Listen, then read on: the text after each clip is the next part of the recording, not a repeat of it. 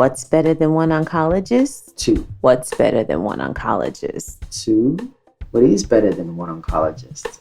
2. Hi, I'm Dr. Finyfolu Balogun. Hi, I'm Dr. Onyinye Balogun. We are the Onc Docs.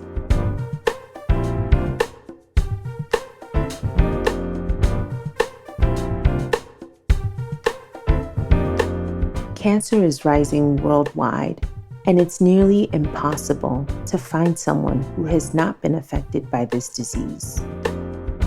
This podcast is dedicated to sharing the stories of those affected by cancer and educating the general public about this disease.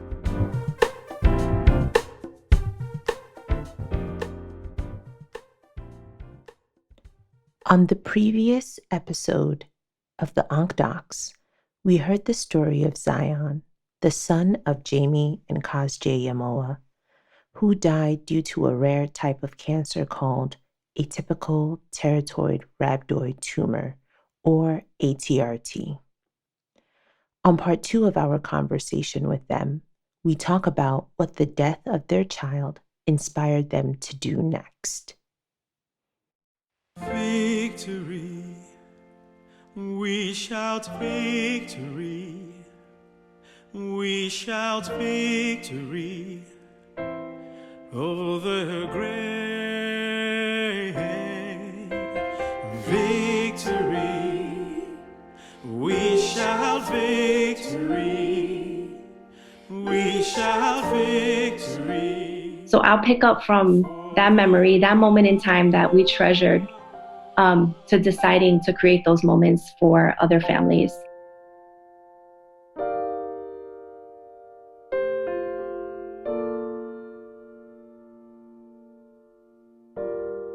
So as Kosj explained, we realized there was a need in the community, especially for children with medical conditions. But my heart, just personally, before I even had children, was for special needs. I became a teacher in the special needs arena, and there was just such a great need there. And my heart always broke for children who were outside of the margins, that needed that extra special attention or that one-on-one or that smaller setting. And so whenever Zion was going through his battle, I looked at us and I said, you have the oncologist and the special needs teacher. I mean, this kid is going to make it. He's going to have everything that he needs with his mom and dad. And, it didn't go that way, but we do use those specialties to continue to just reach out to the kids that are in situations like Zion that are fighting big, hard battles. And so Zion passed July. A few weeks later, which when we look back is completely mind-blowing that it happened so quickly, but God birthed this dream in our hearts to start Out of Zion. And it was initially a seed that was planted. Kosj's generous coworkers reached out to him and said, we want to do something for you guys. We want to make a monetary donation to something of your choice. What would you like in Zion's memory? Would you like a bench? Would you like a, research money, or what would you like to do? And that's such a blessing that we always have to share in the story, because they were such a part of that foundation. Mm-hmm. And we looked at each other and said, it's the people, it's the kids. We want to do a program. That's what's going to live on for us. A statue is great and it's wonderful to do things like that. But for us, it's the people. And so we started to write down notes about what it would be. And we knew it had to be the arts. It had to be creative arts. These are the things that brought Zion joy in his journey and made him come alive, truly. So we thought about some of the things we did in our background. Kosj did a lot of singing, playing instruments, and drama, and I did a lot of teaching. So we thought, okay, well, we just need a couple of people to help us to bring together a dance class, an art class, a drama class, and then we'll have them perform. So they'll perform on stage, just like Zion did. Mm-hmm. And then we'll also do something for research. So these were the beginning seeds of how we saw it happening. But lo and behold, people came out of the woodwork to make this vision happen, and mostly teenagers, which was just so refreshing for us. We were able to partner with a local creative arts school here in Tampa that brought some fresh insights, some teenagers who had been, studying the arts for all their life. And, they came along and said, oh, we can teach. That's easy. We can do that. We can make these lessons. So together we started to form this creative arts program for children with medical and special needs. So we would, target our lessons to meet the needs of children who maybe couldn't move the same way, mobility issues, or couldn't learn the same way, cognitive issues, just tailor our lessons to fit their needs and make it as low key, but so special and so memorable for the parents. And so we had our first session only 6 months after Zion passed. Our very first session was 6 months to the day of his passing.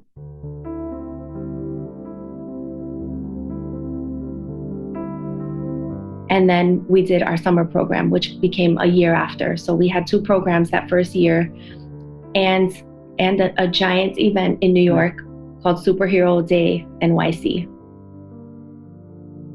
We commemorated Zion's birthday. He would have been 5 years old that year.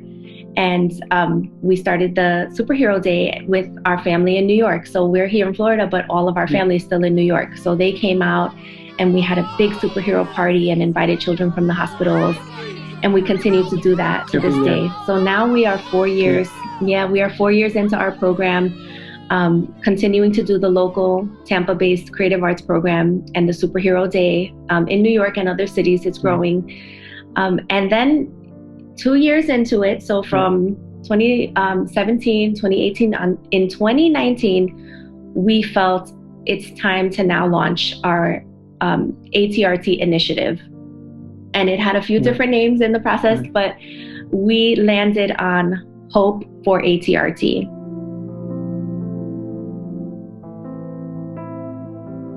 And that program was always there from the very beginning. In our hearts, we knew we are in a position to raise awareness and raise funds for ATRT research. And we felt compelled to make a difference in this area because we walked that path and we knew how difficult it is and how isolating it is and how lonely you feel when you're told your child has a rare brain tumor. And I say rare with air quotes because it's no longer rare. Once you're in that world and you start meeting other people and you hear these stories, it just can't be called rare anymore.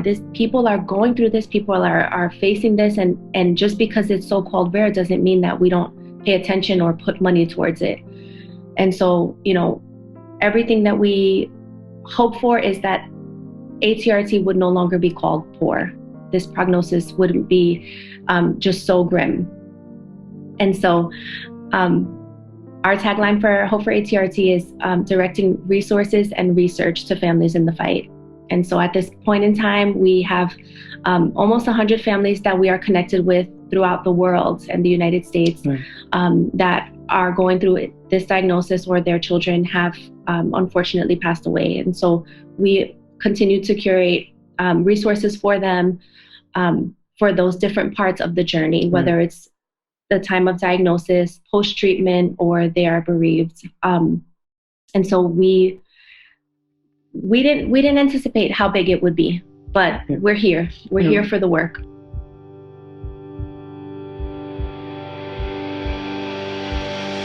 Suddenly,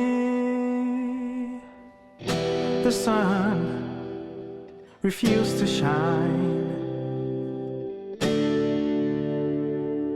Then suddenly, the wind began to blow so hard. In a little while, lightning and thunder began to roar. So as Hope for ATRT continues to really being the research entity of Out of Zion. Out of Zion continues in the local Tampa Bay area in Central Florida, and Hope for ATRT is really serving the greater community. We recognize that obviously that the Hope for ATRT initiative, as is capital intensive in terms of being able to fund research, and so we've had multiple partners. We've had partnerships with organizations that may not be focusing on ATRT specifically, but with our laser focus on ATRT is partner with them to channel some resources towards that as we also match funds. So we raise funds to match with other organizations to really push the work forward. And we've had, collaborations with CBTN out of CHOP in Philadelphia. We've had collaborations with St. Baldrick's, with Beats, the Stand Up to Cancer Dream Team as well, with a pediatric focus there, with a group in Stanford. And we've also had collaborations with the Beats Childhood Cancer Network, BCC. And these collaborations are all spearheading ATRT-specific research and allowing that there will be a focus on that and bring awareness. And we become disease champions to allow that to go forward. And so that's really thriving. I sit on some of the meetings just to be a parent's advocate, really, about being an oncologist. I'm able to understand what's going on, but just making sure that, we're able to see where, almost taking a grassroots approach and saying that where is the best research, where is the best ideas, where are the best clinical trials going, and how can we raise awareness, how can we raise funds to support that and change the narrative? Because 50 years ago, leukemia had the same prognosis as ATRT, and today it's 90+% cure rate. So we want that to be the story 50 years later. I want to be able to look at my daughter Zoe and say, yes, you remember? Yeah, that's not the same anymore. She was just barely 60 months, but she walked a journey with us. Zoe walked each step of the way. She has her own memories of her big brother, and she agrees with us. And obviously, Zoe is, like she's just been that life that brings us joy, and her personality and her love for her brother, and also her involvement in Out of Zion. I mean, she's totally involved with us as a family. So it's nice to see, her thriving, because sometimes that becomes my biggest concern, that, as parents, we want the best for our children, and when we don't want our children to hurt or to grieve. And watching Zoe actually be that blessing for us, has been very humbling, that, the child will lead them. And indeed, she's led us. Yeah. So I would say, for anyone who finds themselves in this situation with the loss of a child, it's an unimaginable path. There's no word for it. Losing a child, it's the wrong order. It's the wrong order. No one should ever have to bury their child. My heart is for them. I see them. I feel their pain. And there is no manual for it. There is no right way to go through it. Everyone's journey with grief looks completely different, and that is completely okay. Some things that have been helpful for us is, having a support system, whether it's through a church or it's through a family bond that you cultivate, and it's not easy sometimes, especially when you're grieving, to open up to people. But even if it's just one person that you feel safe with, outside of your spouse, because he needs a person and I need a person, and it's helpful to have that and to make sure that you don't lose that, because when you isolate, it does not help the situation in any way. And so we actually attended a grief retreat for child loss specifically, and that was really a life-changing experience. To this day, we talk about some of the things we learned on that retreat. And so, it's a personal journey, and everyone goes through it very differently, but find the support and look for the resources, because they are there. Sometimes they're hard to find, but don't go it alone.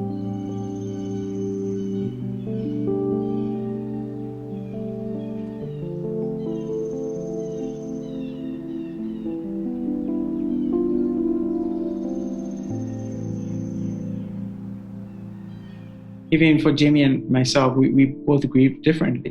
And there are times where she's down and I'm not up, but level. Let's put it that way. And there are times where she's level and I'm down.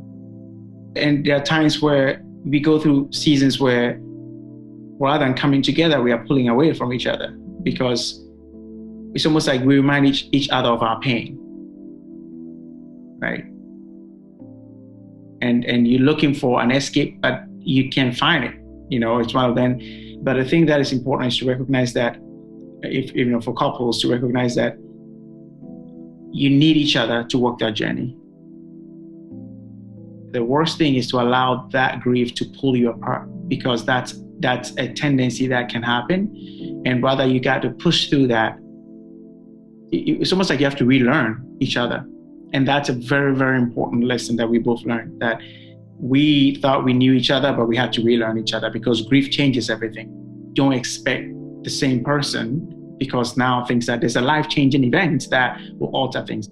You can call it PTSD, you can call it trauma, or you can label it whatever you want, but that has its toll. And recognizing that and being humble and being willing to learn and relearn, I think really, really helps a couple really go through. And thank God we're able to really humbly submit to each other and figure out where things are different, how we can really begin to navigate this new journey together. And that's something that I wanted to just add.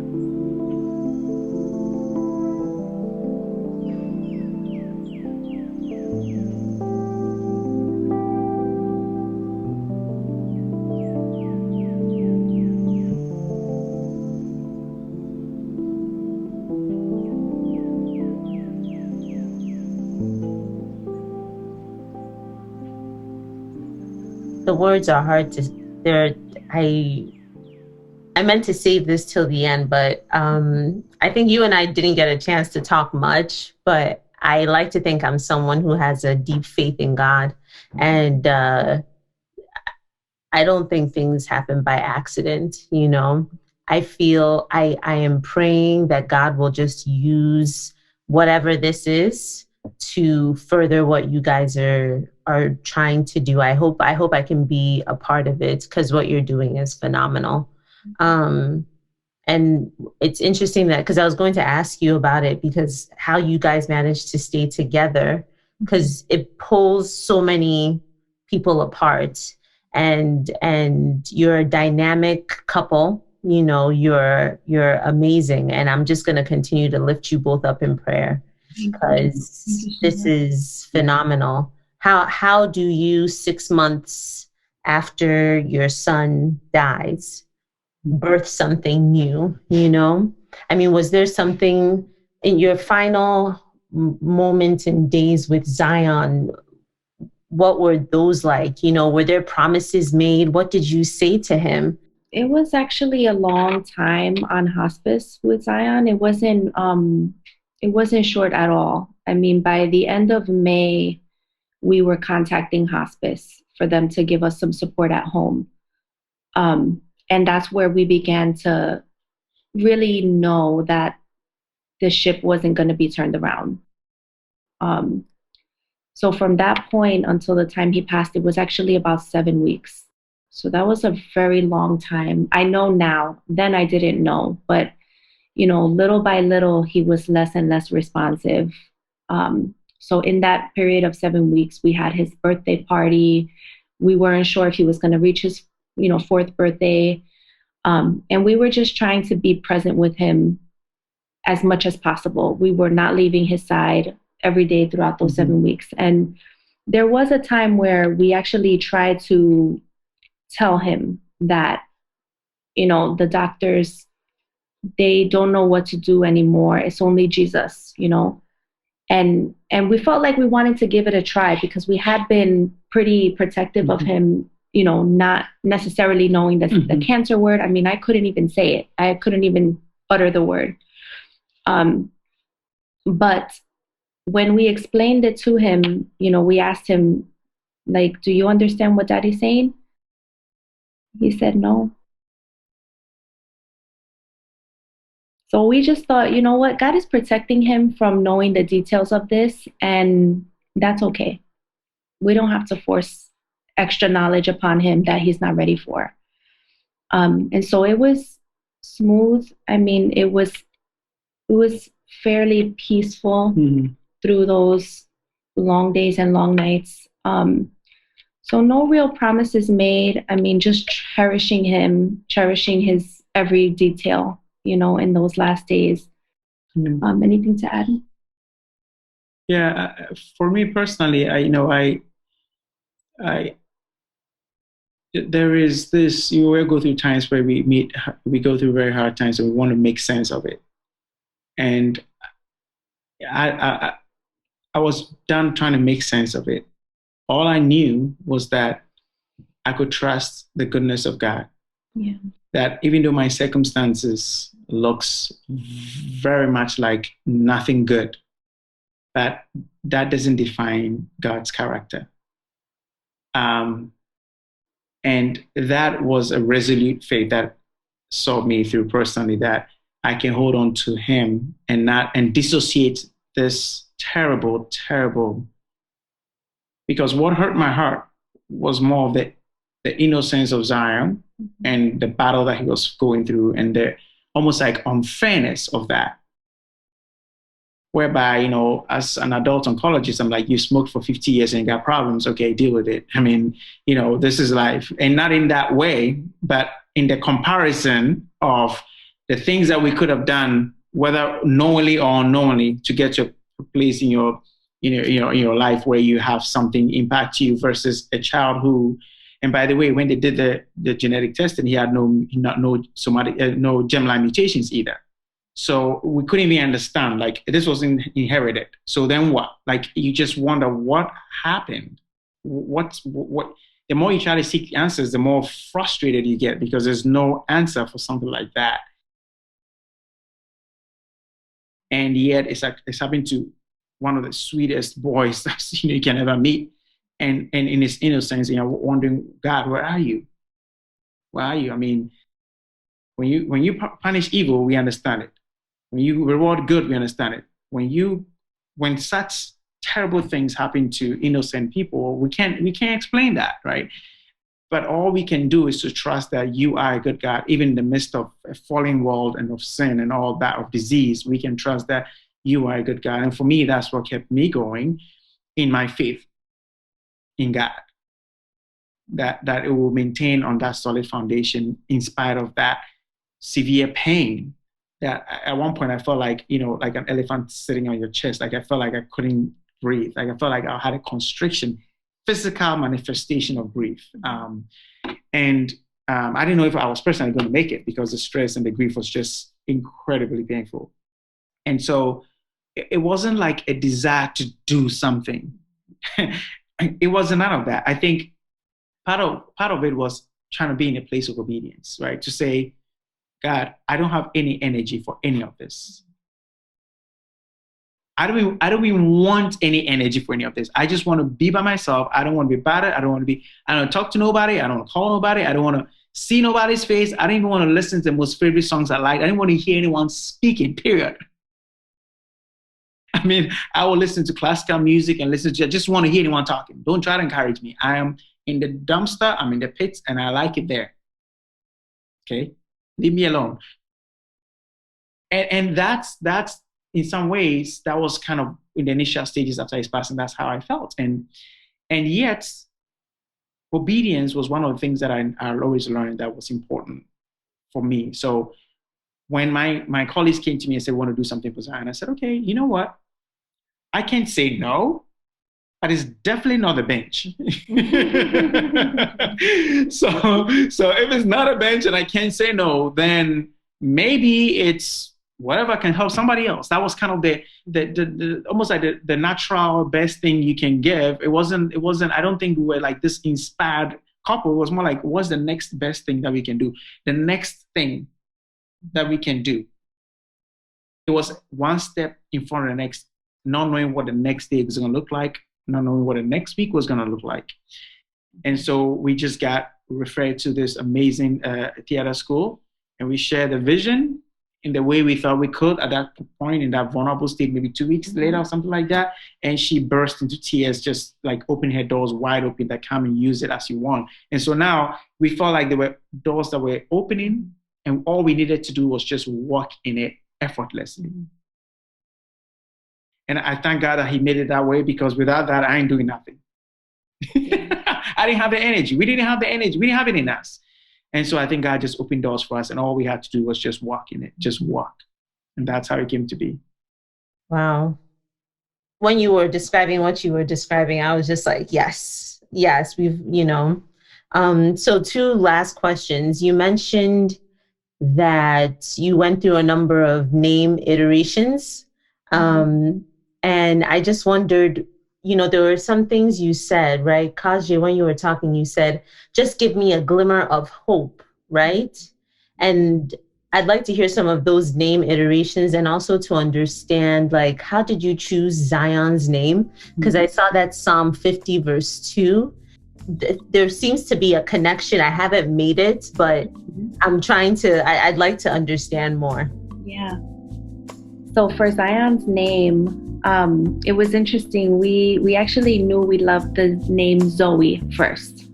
We knew that Zoe was going to be our daughter's name whenever we had this unknown daughter.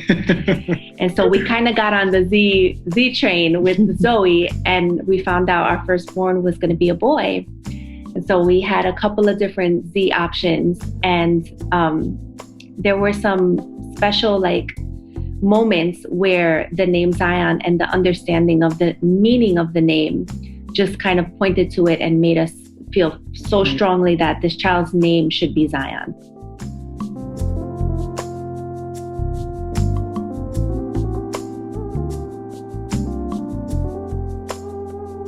So he was named prior to his birth. And the meaning of Zion is the presence of God, the place where people meet God. And so he lived out his name in every sense. His name and his personhood brought people to the Lord, and the presence of God was felt in Zion's company.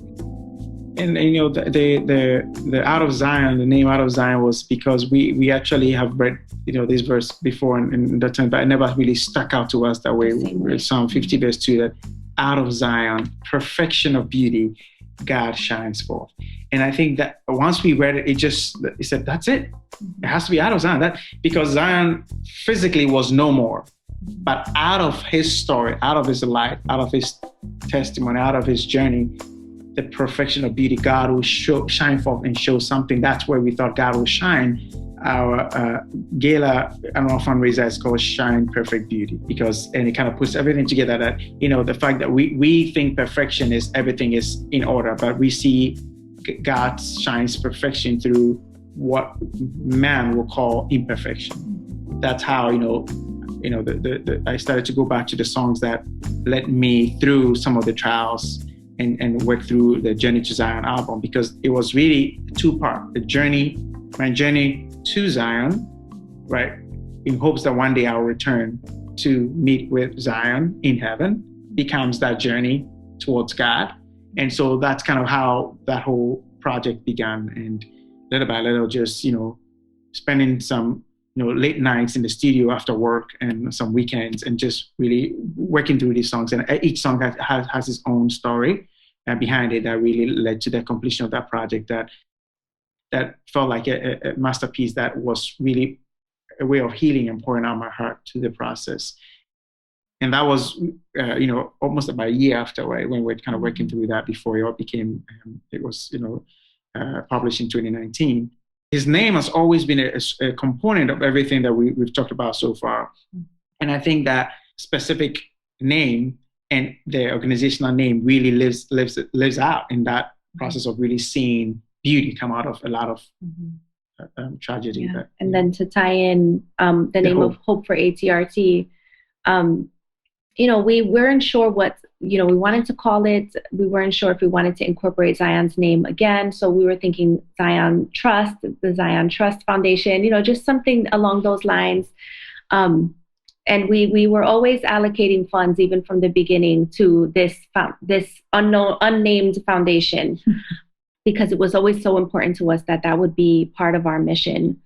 But as we were forming it and looking for a website domain, we thought about Out of Zion and what we provide through Out of Zion. And we always said this, we provide hope through the arts. And so Out of Zion is hope through the arts.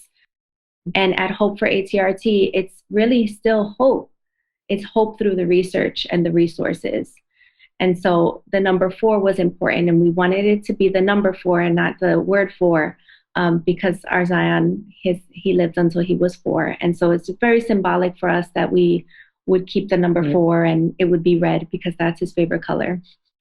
So we have the Hope for ATRT logo has a couple of little nods in there. So the Hope for ATRT logo is a yellow and gray square with the word hope, and underneath the hope is a red number 4 and the letters ATRT next to it.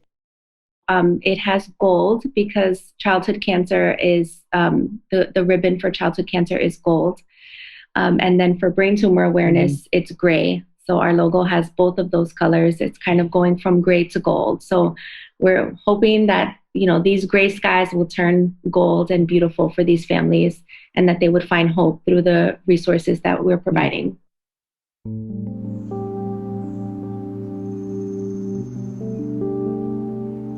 So much, honestly, so much inspiration. So the last question I have for each of you is, I know you told me about his singing, but what is if each of you can tell me your favorite memory of Zion beyond the concert, or if it's the concert, then we'll leave it at the concert. Yeah. But your favorite memory of him. For me, I was reflecting on this question earlier. Zion as a big brother is really just such a treasured memory for me. When we brought home his baby sister, we didn't know the gender. We wanted to be surprised. And when we got a little baby girl, we were all just over the moon with her. And Zion was too. And, he was only 18 months. They were 18 months apart. So, you just don't know what to expect. Is he going to, like the baby? Is he going to accept the baby? Is he going to, have some regression? But he jumped right into that big brother role and just enjoyed holding her and kissing her and doing anything for her. I mean, it was really special and really sweet. And the memories that I have of the two of them together just are the most precious. When he first held her, she had the hiccups. We were able to capture that, and the laughter, the pure just amusement at his baby sister while holding her was just the best. And obviously that's one of my favorites as well. And another one to add to it was, I'm a soccer fan, and Zion had a kick. He had a good kick. He had his hand-eye coordination. I'm like, man. And I remember he and I would play a little soccer, and he was spot on. He would drop the ball and have a kick, and he would put it where he wants it to go. It was incredible. I mean, I was stunned. I'm like, man, and we had just have so much fun, and I miss that. I miss that.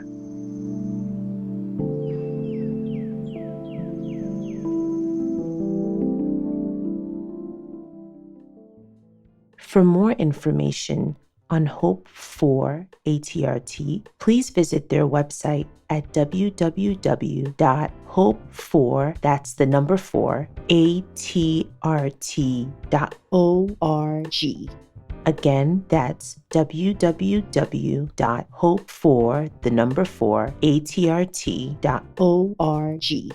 For more information about our podcasts, visit our website, www.theoncdocs.com. Please subscribe to our podcast on Spotify or Apple. And if you like what you hear, please give us a review on Apple. This podcast was produced by Steve A. Williams. I am Dr. Unyifolu Balogun. And I am Dr. Onyinye Balogun. And we are the Onc Docs.